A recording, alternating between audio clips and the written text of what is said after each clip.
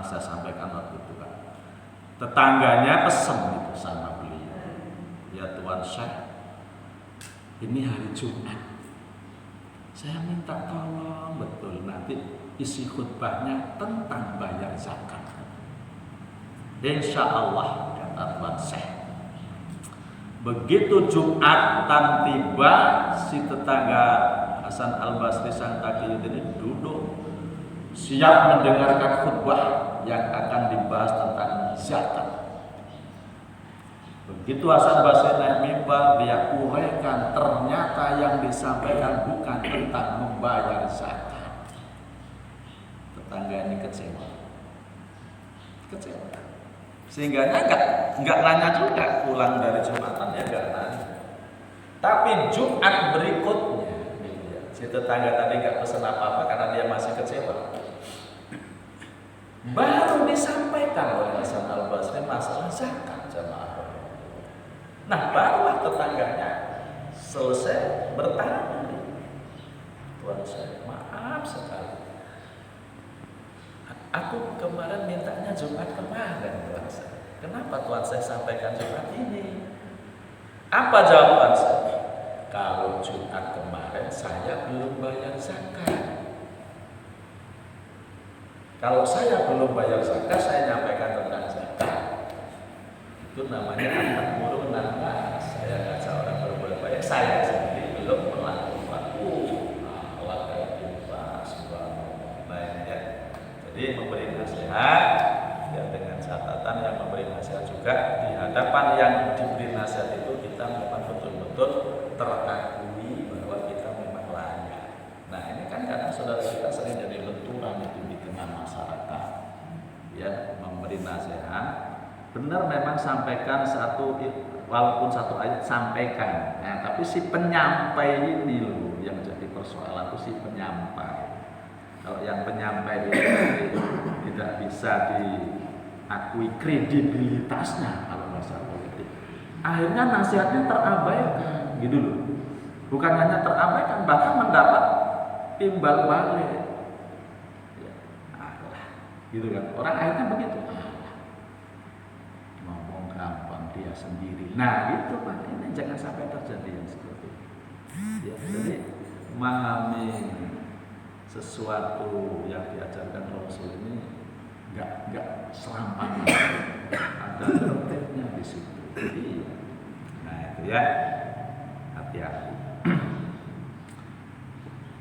Dulu pernah itu ya, saudara-saudara kita, dia mungkin punya apalah semacam ilmu. Di tempat wudhu itu, kalau berwudhu, ya, mungkin Pak Ujang pernah dengar ceramah saya, bahkan di Istiqlal saya sampaikan. Di tempat wudhu itu tempat untuk berwudhu, ya. Bukan untuk membuang riak. Saat itu memang luar biasa, terdengar itu di tempat wudhu. Wah, gitu. Ini harus dikasih nasihat. Orang bersuci, Rasul nuntut akhlaknya. Enggak boleh itu. Kalau mau buang riak itu di tempat lain dulu, ya, atau di dalam jamban. Nah kalau di wudhu itu cukup berkumur-kumur dan membuang airnya, jangan riaknya yang coba bayangin. Udah jelas Muslim yang lain terganggu. Jarak paling 1 meter kan? Saya di sini, misalnya Pak Ustadz Asep di sini dengan tengahnya saya, men. Jadi nggak boleh sembarangan gitu cara menyampaikan. Harus, terus juga kita kritisi dulu. Banyak spanduk nempel di masjid-masjid Istiqlal, spanduk kosong. Kita kritisi. Terus dulu pernah yang dagang-dagang itu kan di teras masjid, kita kasih nasihat ini di teras. Lu Pak, harus kasih nasihat supaya paham, karena masjid itu ada adabnya juga. Jadi adabul masjidnya harus diperhatikan. Enggak boleh masjid itu untuk transaksi juga dulu, enggak boleh. Ini ya, kamu paham. Nah ini ya, mukmin yang memberi nasihat. Kemudian musuhnya iblis itu mukminun rahimul qalbi, orang mukmin yang murah hati. Nah, kalau Jawa ngomong jembar ada hati. Murah hati itu lapang dada, ya. dikemas lagi sabar orangnya, gitu loh Pak. Jadi biar orang lapang dada itu kan mesti orang sabar, murah hati. Jadi efek yang lain, tidak gampang emosi, tidak gampang marah, tidak pendendam. Nah itu loh yang dimaksud murah hati. Ini orang-orang kayak gini ini dimusuhi iblis Pak, gitu loh. Kalau ada orang musuhi dia, ya itu temannya iblis itu orang itu. Ada orang murah hati kok dia iri dengki terus buat fitnah sana fitnah sini, itu temannya iblis itu yang kayak gitu. Wong itu musuhnya iblis orang-orang kayak gitu. Pendek kata orangnya baik, lemah lembut, sopan santun, lapang dada, terus pokoknya. Makanya kalau kita lihat ya, yang sering kadang ibu-ibu, ada orang kok baik betul gitu ya, sabar betul. Itu kadang-kadang ada masyarakat spontan, bapak itu kayak malaikat ya, gitu ya. Ibu itu kayak malaikat. Apa bahasa biasa dulu? Malaikat itu kan makhluk yang tidak pernah bangkang, artinya cuma kebaikan dalam malaikat. Kalau ada orang kok seperti itu, wah ini sudah akhlak malaikat, orang yang sudah malaikat. Nah kan gitu kan. Itu artinya akhlak yang berkelas itu. Nah ini ya, jadi murah hati. Nah ini juga akhlakul karimah, ini berat ini Pak, berat. Pokoknya untuk menjadi musuhnya iblis yang sesuai Al-Quran itu nggak semudah yang kita bayangkan. Berat karena di situ menyangkut akhlak-akhlakul karimah. Mukmin yang murah hati ini dimusuhi iblis laknatullah. Ya, beda dengan mukmin yang pendengki, pendendam, emosional. Itu temannya iblis. Kemudian yang dimusuhi iblis mukminun sabitun taibun ala taubah. Orang mukmin yang bertaubat dan tetap dalam taubatnya. Apa ini maksudnya? Orang mukmin tubu ilallah taubatan nasuha. Orang yang bertaubatan nasuha. Orang yang taubatan nasuha ini setelah taubat jadi baik, nggak ngulangi lagi. Kan nggak sedikit Pak orang bertobat tapi masih baleni, nggak sedikit itu. Al-Qur'annya jelas itu ya. Walladzina idza fa'alu fahishatan aw dzalamu anfusahum dzakarullah fastaghfiru lidzunubihim wa may yaghfiru dzunuba illallah wa lam yusirru ala ma fa'alu wa hum ya'lamun wa lam yusirru ala ma fa'alu wa hum ya'lamun. Sudah tobat terus enggak ulang-ulang, itu dimusuhi iblis. Karena orang yang sudah tubuh ilallah taubatan nasuha, dia langsung berubah 180 derajat. Yang tadinya ahli maksiat jadi ahli ibadah, nggak kembali lagi ke tempat maksiat. Nah yang kayak ini yang dimusuhi iblis. Kayak kisahnya Siti Hajar ya. Siti Hajar itu masa mudanya ahli maksiat. Ya, tapi karena Allah yang maha membolak-balikkan kalbu seseorang. Maksiatnya nggak tanggung-tanggung sama merampok, khamr, zina, itu terus ya. Allah beri hidayah lewat mimpi. Dia bermimpi, dalam mimpi itu berulang-ulang dia dikejar-kejar ular. Nah, dia dikejar-kejar ular mau besar. Tapi dia sudah berusaha memukul, ular itu tidak bergeming. Tapi tiba-tiba ada anak kecil membantu si Hajar mukul ular itu, mati Pak. Yang mukul. Akhirnya dia, karena dia sudah diberi daya berpikir, ya apa ini mimpi saya? Ditanyakan sama ahli-ahli mimpi. ketemu kesimpulannya, dikasih masukan. Ini begini, ular besar itu makna dosamu banyak. Terus kamu sendiri mau menghancurkan ular atau dosamu, kamu nggak mampu. Terus ada anak kecil datang membantumu memukul ularnya mati. Jadi maksudnya gini, ya, kamu itu disuruh berhenti maksiatnya. Ya.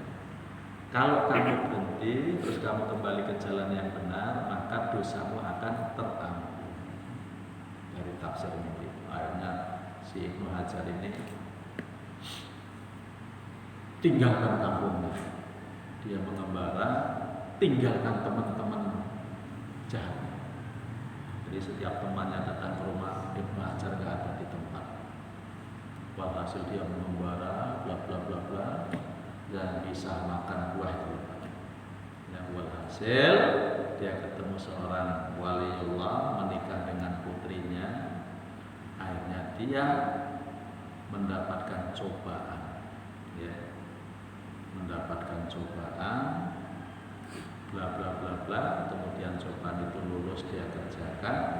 Alhasil Ibnu Hajar menjadi orang sufi yang terkenal di zaman. Awal berangkat masa muda jadi ahli maksiat, tapi dia bertobat, tobatan nasuha. Dia nggak kumpulin lagi kawan-kawannya, karena orang satu yang benar itu kalau dikepung sama orang 9 yang nggak benar bisa kalah. Sudah hebat betul kalau orang satu yang benar ini mampu, ya, mampu mengajak orang yang banyak ini satu persatu menuju hidayah Allah. Oh, itu udah orang kelas. Yang banyak itu yang satu benar ini larut, ya, larut dalam pergaulan yang umum sifatnya, yang umum. Makanya kembali saya sampaikan, sekarang nih yang digandrungi banyak orang ustadz yang gaul, katanya gitu. Jadi kapan ada gablean, ustadznya ikut gablean, kapan ada caturan, ustadznya ikut caturan. Itu yang digandrungi oleh pengikut-pengikut iblis, gitu loh Pak, bukan orang alim yang ikut iblis. Nih ya, mukmin yang rahimul qalb, orang yang tobat. Ini orang-orang yang dimusuhi iblis. Mutafarriqun anil haram. Mukminun mutafarriqun anil haram. Yang dimusuhi iblis berikutnya orang mukmin yang meninggalkan hal-hal yang haram. Karena memang setelah tobat itu ada syarat meninggalkan yang haram. Dalam arti tidak boleh. Ini orang-orang ini, wah, iblis kewalahan ini Pak, kalau ada orang-orang macam ini. Apalagi orang ini mantan temannya iblis, udah tua, dia nggak mau lagi berteman dengan iblis. Itu iblis menurunkan tentaranya dari kelas amatir sampai kelas atas itu untuk menggoda lagi. Iya, untuk menggoda lagi. Ya, orang-orang yang bisa meninggalkan yang haram, orang-orang ini menjadi musuhnya iblis lah. Kemudian yang ke-10, yudimu alat tohar. Kita sampaikan 10 aja dulu, nanti yang 5 cuma.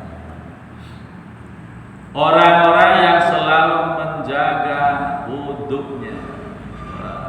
Ilmu para wali, ilmunya para wali Allah. Jadi setiap harinya dia nggak pernah lepas dari suci, wudhu terus. Susah kita.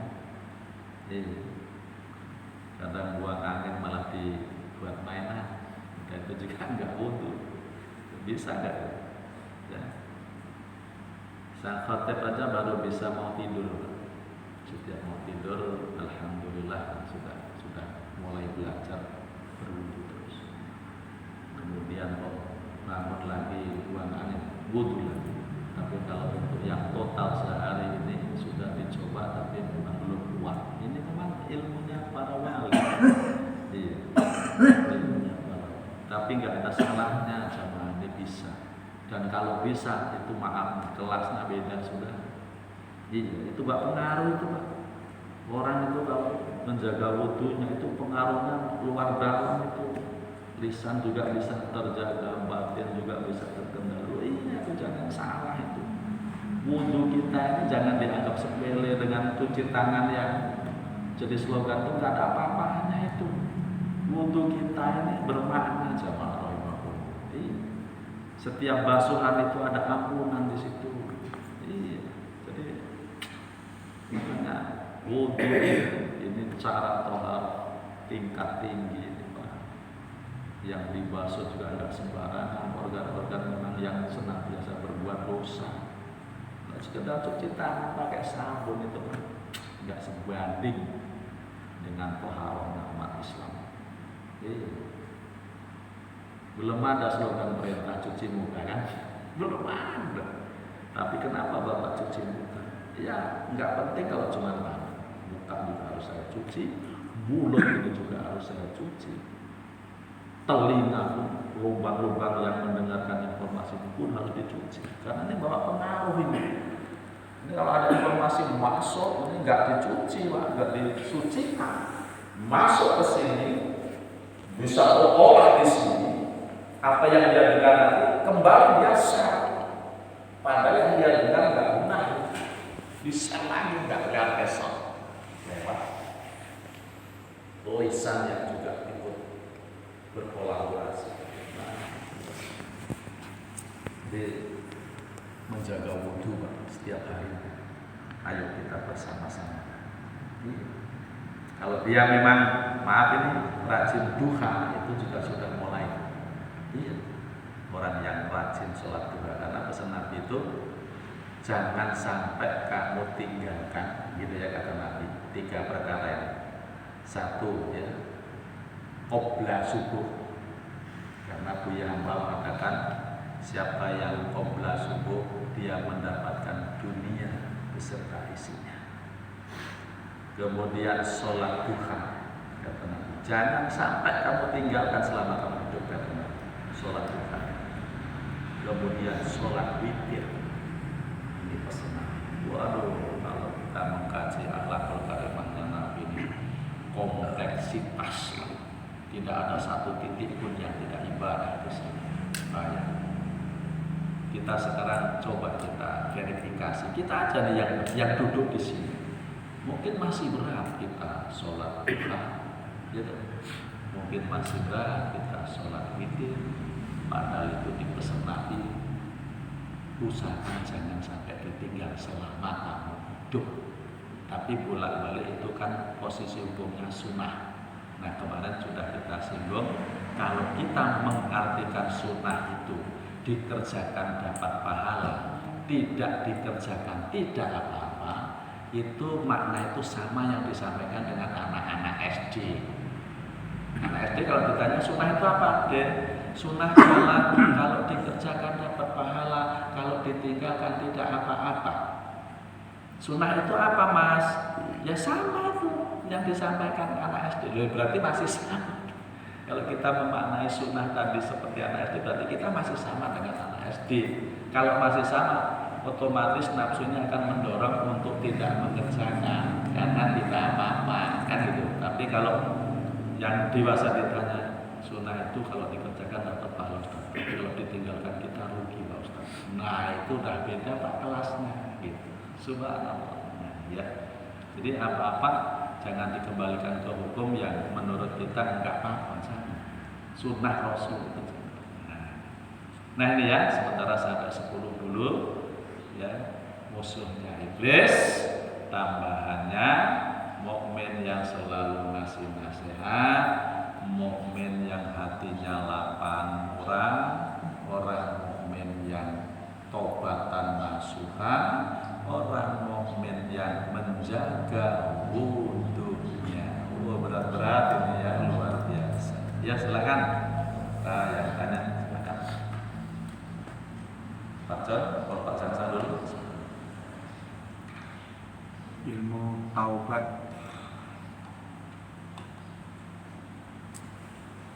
Seperti saya ini kan belum menguasai ilmu taubat. Yeah. Namun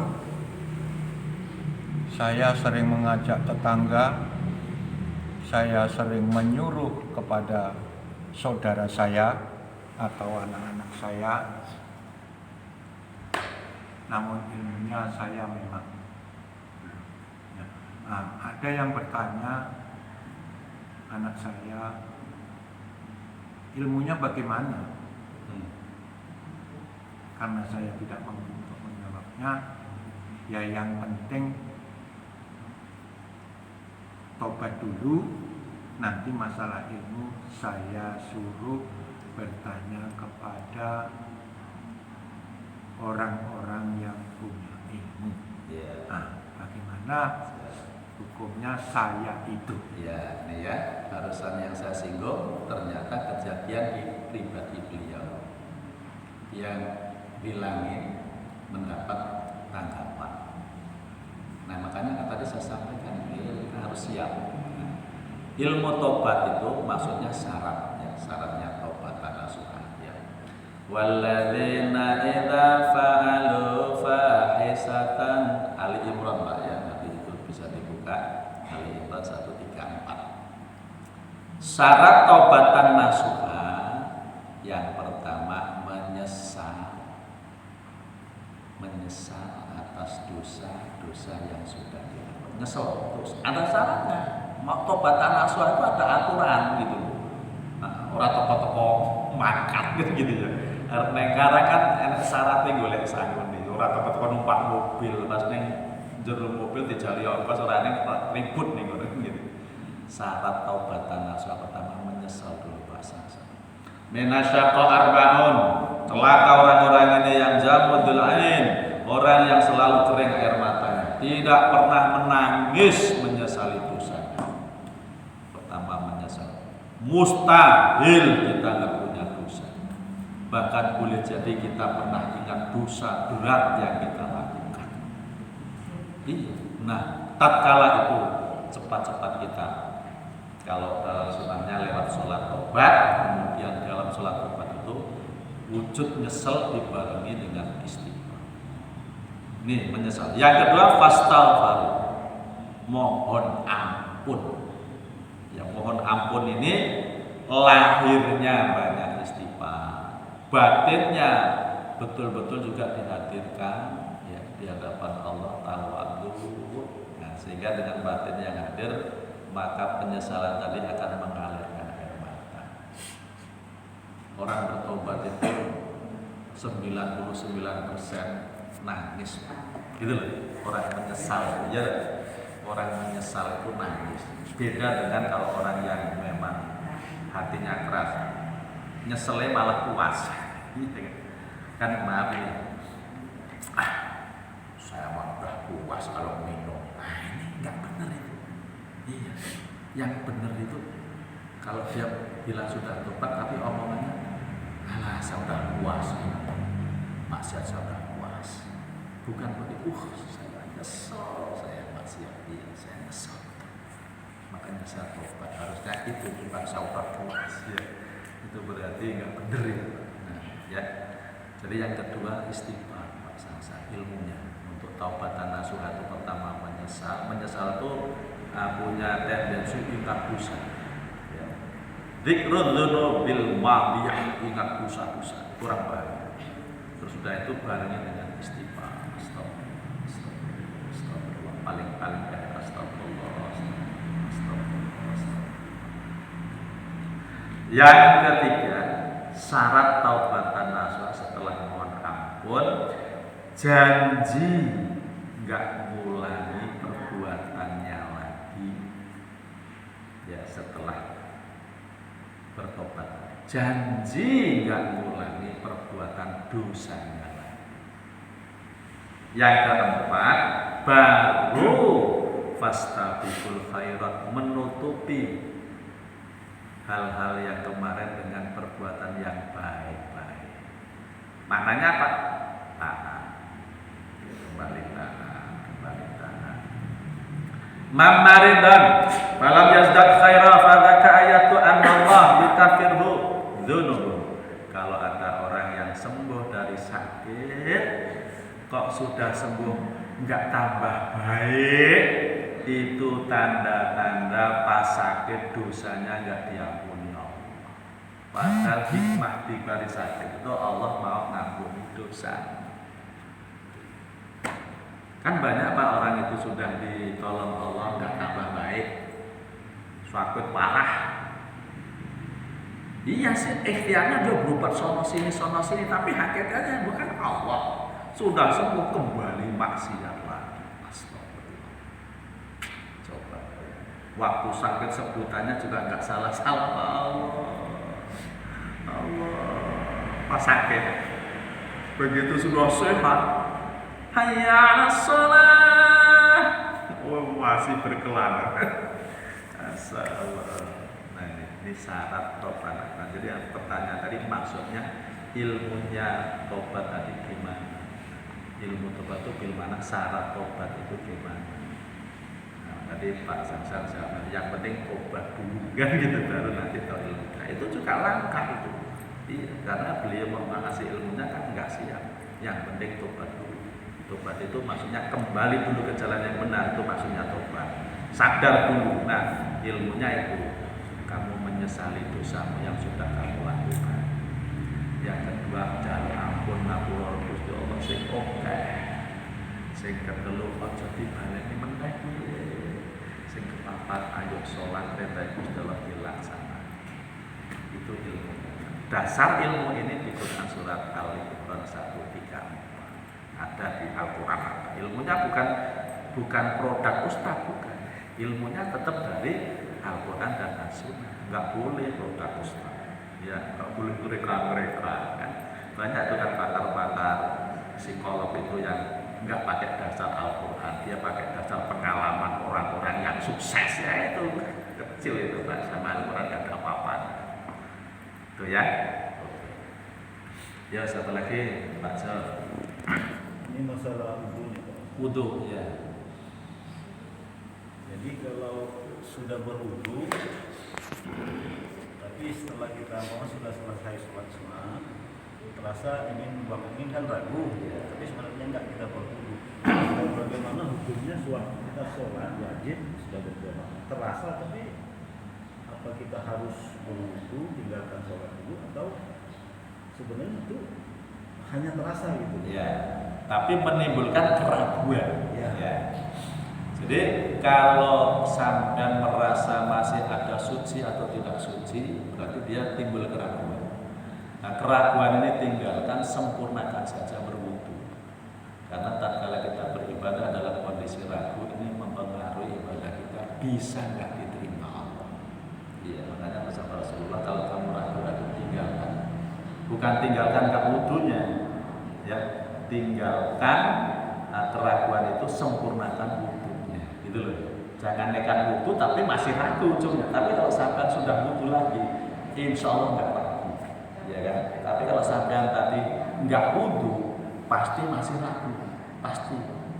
Nah, tapi kalau sampai dalam posisi ragu tadi, udah tinggal terus sempurnakan wudunya. Sampai sholat sudah tenang, jadi itu caranya, ya kan. Tapi kalau sampai nggak wudu, pasti ragu terus itu. Iya, pasti ragu terus. Nah, itu yang dimaksud tinggalkan itu gitu. Di situ. Keraguannya ditinggal, sempurnakan wudunya sehingga sampai setelah wudu tenang, plong, setelah positif, plong. Tapi kalau nggak wudu, sampai tahiyat masih ragu ya. Karena keraguan sampai tadi sudah dipantau oleh iblis. Akan ditambah terus itu Pak, tambah terus itu. Jagon tahiyat harus mulat aja kan gitu kan. Nah, tapi kalau sampai sudah wudu lagi, ya pahala lagi juga kan, tenang juga jadi sholatnya. Nah itu loh Islam, gitu ya. Ya oke. Satu ya. Assalamualaikum warahmatullahi wabarakatuh. Waalaikumsalam. Yang kami tanyakan penjelasan hadis yang mengatakan 2 rakaat sholat sunnah sebelum subuh sama dengan lebih baik dari dunia dan isinya. Ya. Yang kami tanyakan,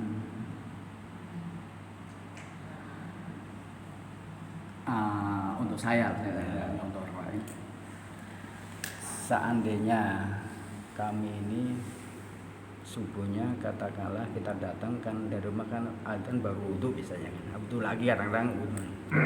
Sudah gitu kita berangkat sampai di sini pernah Pak Ustadz sampaikan kalau kita masuk masjid kita tahiyatul masjid.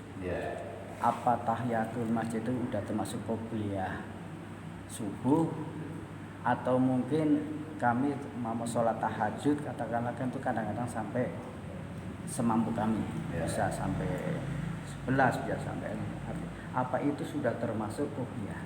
Itu saya tanya lagi. Terima kasih. Assalamualaikum warahmatullahi wabarakatuh. Waalaikumsalam. Waqatal fajri khairun minad dunya wa ma fiha. 2 rakaat fajar itu lebih baik daripada dunia beserta isinya. Makna ini dulu, tentang maknanya dulu. Dunia beserta isinya. Kemarin disampaikan itu kayaknya sama Ustaz Amir. Dunia ini hanya sebilah sayapnya. Itu ya, di hadapan Allah loh ya maksudnya ya. Di hadapan Allah. Tapi kalau di hadapan kita, dunia mewah ini kan, ya kan. Ada mobil, ada wanita cantik. Tapi di hadapan Allah dengan 2 rakaat fajar tadi, Allah subuh tadi, itu gak ada apa-apanya. Dan ini nanti Allah berikan di akhirat. Ini harus dipahami dulu.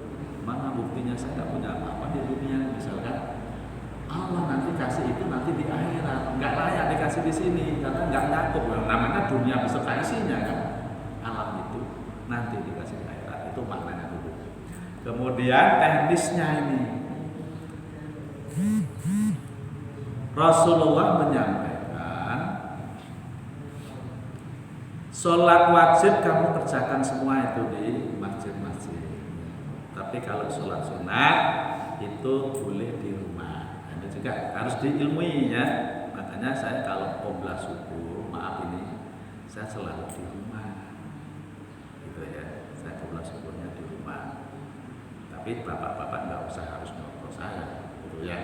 Nah terus kalau datangnya pas waktu sholat hanya untuk 2 rakaat. Itu saya apa tahajud, apa tahiyatul masjid, apa qoblah subuh itu. Apa kalau saya tahiyatul masjid udah juga termasuk qoblah subuh. Ternyata saya pernah mengikuti kajiannya Gus Bahar, orang alim yang ada di Indonesia. Ya. Dia walahil Abdul Somad aja ngakui, Adi Dayat ngakui kealiman beliau. Kalau beliau menyampaikan sesuatu insya Allah akan keliru. Betul itu yang ya kalau kondisi saya seperti itu ya sudah dapat qoblah subuhnya gitu loh, sudah. Jadi kalau pas zaman masuk nih cuman waktu cukup untuk 2 rakaat sampai tahiyatul masjid apa qoblah subuh sampai sholat 2 rakaat tadi sudah dapat dua-duanya. Ini hebat. Nah, ini tapi saya kutip dari kajiannya Gus Bahar Pak ya. Saya kutip, saya sampai detik ini apa yang dikatakan Gus Bahar dasarnya kali-kali saya belum nemuin, tapi beliau sudah berani ngomong itu bisa berhujjah karena dia ulama. Nah, jadi ternyata dapat dua-duanya Pak. Ya qoblahnya dapat, ya tahiyatnya dapat loh itu. Nanti kan ini jawaban yang memang bisa mengkelirkan. Gitu. Nah itu jawaban, tapi kutipan jawaban ini saya juga mengkaji dari kajian Gus Bahar itu. Ya, muridnya, santrinya almarhum Mbah Maimun Zubair. Ya, sekarang di Indonesia maafin orang ini Pak berkelas Gus Bahar, Hadi Hidayat, Abdul Somad, tapi Gus Bahar di atas. Itu ya Pak Haji jawabannya. Jadi yang tahiyat sama yang qoblah itu dapat. Tapi kalau tahajud beda, karena tahajud itu di sebelum adzan.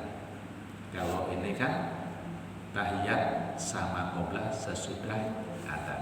Kalau tahajud setelah di masjid ya. Ya, di masjid ya. Kalau dia memang sengaja. Tapi kalau sampai qoblah di rumah berarti ya dapat qoblah di rumah, pas di masjid tahiyatul masjid aja gitu ya. Satu lagi. Ya, oke. Untuk minyak wangi ini kan kadang-kadang mohon maaf ini kan kalau cuma itu disunahkan pakai wangian Betul, kan. betul. Terus untuk minyak sekarang ini kadang-kadang ada yang kita pakai Beralkohol. Oh iya, beralkohol. Nah Ya. itu saya itu milihnya nggak bisa itu yang mana yang aromalnya enggak. Oh iya. Itu yang Ya. Terus kalau sekian hari dia bukannya wangi, malah tetangganya malah pada gayanya baunya gitu. Iya, iya. Itu gimana Bos? Sebetulnya banyak ya minyak wangi yang tidak beralkohol atau dengan kadar alkohol rendah yang itu dibolehkan dalam Islam. Wangi-wangi itu yang jual banyak itu kan botolnya segini ya. Tapi kalau yang sistem semprot, inoi itu jangan, itu produk orang kafir. Yang satu botol 5.000, 10.000. Nah, ya memang ini rasa Pak. Saya ini senengnya mereknya silver sama 1.000 dan 2.000 bunga, dan itu baunya awet. Kalau Aji mungkin pernah ambil di Mekah Hajar Aswad, itu juga baunya awet. Hanya saja yang dijual di Indonesia ini kadang ada yang fermentasi dicampur Pak. Kadang kalau alkoholnya, kalau yang jualan ini sudah tahu Pak, yang jualan minyak wangi yang untuk orang-orang ibadah ini dia sudah tahu. Dia sudah tahu, artinya dia tidak akan mencampurkan sesuatu yang najis. Nah, cuman yang jadi persoalan tadi itu tadi, setelah dipakai tetangganya nggak tahan baunya, ya itu udah selera ya. Tapi kalau minyak yang berkadar alkohol untuk ibadah nggak ada, itu banyak ya. Biasanya ada di warung-warung itu yang tumbukan sedikit ada. Atau kalau sampean mau cari yang agak asli di toko Seada, Jalan Merapi punya Haji Musil, minta aja yang asli, ya konsekuensinya harganya lebih mahal. Kalau yang sudah dijual dikemas 10.000, kalau di sana bisa 40.000 segitu gramnya itu, karena dia asli. Nah, kalau asli ini artinya dari awal sampai beberapa hari baunya tidak berubah. Nah, kalau yang bau-bau tadi nggak enak, namanya nggak enak itu udah nggak selera Pak. Maaf nih, minyak yang kita sering pakai di mayit, nah itu saya nggak pernah pakai karena saya nggak cocok baunya. Tapi itu juga tidak beralkohol. Jarang yang pakai itu Pak, karena baunya memang nggak cocok. Sehingga ada orang minyak orang mati gitu. Nah, rupanya kebiasaan orang-orang itu untuk mayat dibantu minyak yang itu, mereknya saya nggak tahu karena mungkin khas. Tapi kalau si mayat itu dikasih minyak wangi yang mereknya silver, wanginya enak gitu. Baunya enak, makanya jangan salah ya orang pergi haji ini, maaf ya. Orang pergi haji itu kalau yang nggak ngerti nih ya, begitu nyoba Hajar Aswad dia cerita tuh, Hajar Aswad itu luar biasa, wanginya bukan main. Padahal memang setiap saat itu disemprot minyak wangi Hajar Aswad sama polisinya. Logikanya nih maaf ini ya, itu kan dikecup Pak. Dikecup itu artinya kan ludahnya orang banyak. Ya kalau diciumnya bau, maaf bau jenggot. Nah, tapi orang yang nggak berilmu ini Pak Sansan, dia buat sebuah fenomena. Hajar Aswad batu surga memang wangi. Wanginya karena memang disemprot terus nih Pak Jepang. Polisi itu di situ bawa semprotan. Apalagi kalau pas libur mau sholat, itu ada petugas sendiri. Bukan Hajar Aswad, seputarnya itu juga disemprot wangi. Jadi sampai nanti kalau dengar cerita, nah orang itu nyiumnya pas habis disemprot, berarti logika ini ludah semua Pak. Iya. Kalau yang benar ini baunya khas itu. Ya baunya memang khas, tapi kalau kita nyiumnya tadi memang bau minyak wangi Hajar Aswadnya sudah hilang, ya khas bibir baunya gitu. Ya karena saya nggak cuma sekali bisa nyium, gitu. Saya buktikan. Loh iya, di situ memang khusus minyak Hajar Aswad. Wow, nggak awet itu. Nah itu tadi ya. Jadi kalau soal minyak wangi banyak Pak, jangan beli-beli yang kalengan itu, yang botolan tadi yang 10.000. Nah gitu ya. Cukup ya, selesai. Mudah-mudahan nanti kita selesaikan dulu ini, soalnya kalau putus nanti nggak malah nggak sinkron. 5 lagi. Sampai sini kita baca doa bangun majelis. Bismillahirrahmanirrahim. Subhanakallahumma wa bihamdika asyhadu an la ilaha illa anta astaghfiruka wa atubu ilaik. Walhamdulillahirabbil alamin. Wassalamualaikum warahmatullahi wabarakatuh. Waalaikumsalam warahmatullahi wabarakatuh. Rabbal baraya astaghfirullah الخطايا ربي زدني علما نافعا ووفقني